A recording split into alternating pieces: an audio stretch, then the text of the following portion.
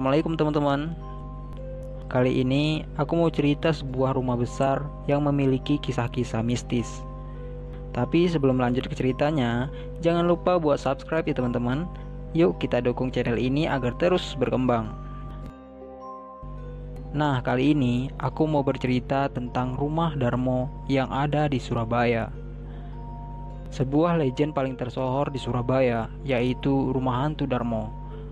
Bangunan yang berdiri kokoh yang sudah tidak berpenghuni. Hampir hal angker pun bisa dijumpai tidak hanya di luar ruangan, melainkan juga di dalam ruangan tersebut. Atap rumahnya yang sudah tidak ada, juga temboknya yang sudah rapuh. Di dalam ruangan juga ditemukan semak belukar.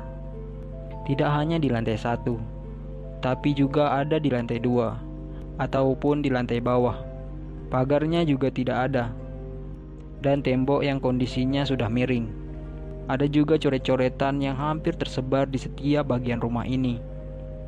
Banyak sekali kejadian mistis yang terjadi di rumah Darmo Surabaya ini, atau di sekitarnya, baik yang dialami warga sekitar ataupun pengendara yang lewat.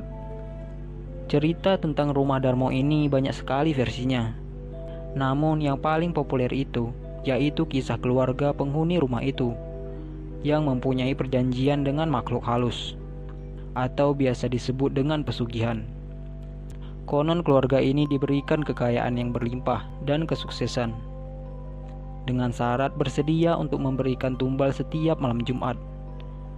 Tumbalnya pun harus manusia dan tidak boleh diganti dengan hewan. Suatu saat keluarga ini ingin menghentikan pesugihan ini dan tidak ingin memberikan tumbal lagi. Keluarga ini segera pergi dengan menggunakan kapal laut pribadinya. Akan tetapi, saat di tengah perjalanan, kapal ini tiba-tiba tenggelam.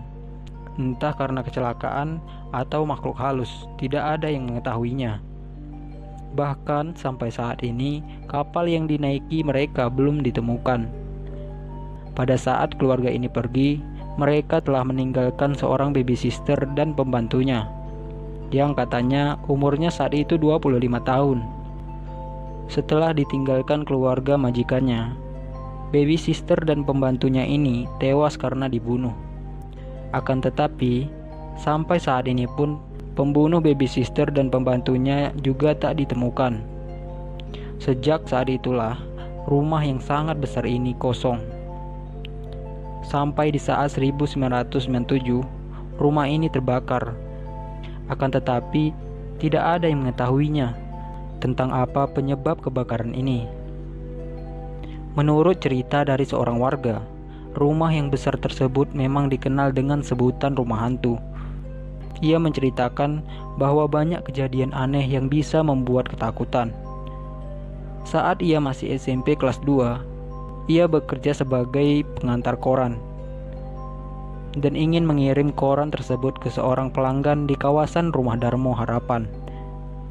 Ia melihat ada penampakan wanita yang mengenakan pakaian dengan warna putih, namun agak layu, berjalan di persimpangan, tepatnya di depan rumah hantu Darmo.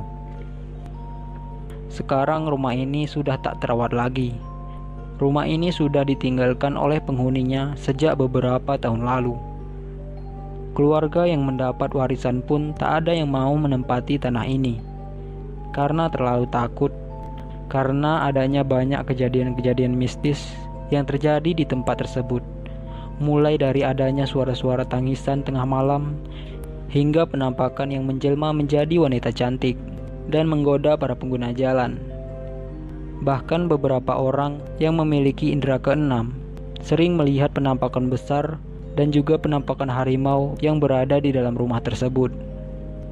Sampai saat ini, orang-orang dan masyarakat sekitar benar-benar tak mengetahui secara pasti siapa pemilik dan pewaris rumah hantu tersebut.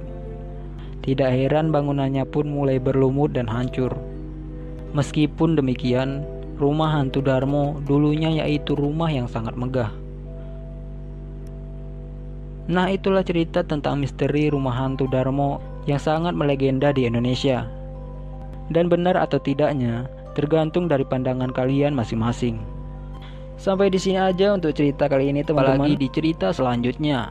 Bye.